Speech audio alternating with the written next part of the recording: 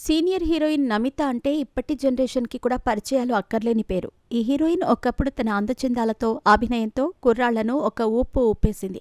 అయితే అలాంటి ఈ ముద్దుగుమ్మ తెలుగులో చేసిన మోస్ట్ ఆఫ్ ది సినిమాలు హిట్ అయ్యాయని చెప్పుకోవచ్చు. ముఖ్యంగా ప్రభాస్‌తో కలిసి 'బిల్లా' సినిమాలో ఆమె నటించిన బికినీ సీన్స్ మాత్రం అప్పట్లో చాలా వైరల్ అయ్యాయి. అలా నమితకు కోలీవుడ్‌లో అయితే భారీ ఫ్యాన్స్ ఉన్నారు. ఈమెపై అభిమానంతో గుడి కూడా కట్టించారు. అయితే అలాంటి నమితతో పెళ్లి అని చెప్పి నన్ను మోసం చేశారు అంటూ అడవి శేష్ అప్పట్లో ఓ ఇంటర్వ్యూలో షాకింగ్ కామెంట్ చేశాడు. అడవి శేష్ ఓ ఇంటర్వ్యూలో మాట్లాడుతూ, నేను సొంతం సినిమాలో చివరలో ఒక పాత్రలో కనిపిస్తాను. అది మీరు గమనించారో లేదో కానీ ఆ సమయంలో డైరెక్టర్ శ్రీను వైట్ల నాకు సెకండ్ హీరో అని చెప్పి తీసుకున్నారు. కానీ చివరికి నా పాత్ర షూటింగ్ కేవలం 3 రోజుల్లోనే ముగించారు. అయితే అప్పుడే నాకు డౌట్ వచ్చింది, కానీ సైలెంట్ అయ్యాను.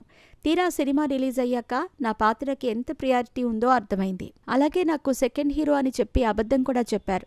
అందుకే సొంతం సినిమా నేను ఇప్పటివరకు కూడా చూడలేదు అంటూ హీరో సంచలన కామెంట్లు చేశారు.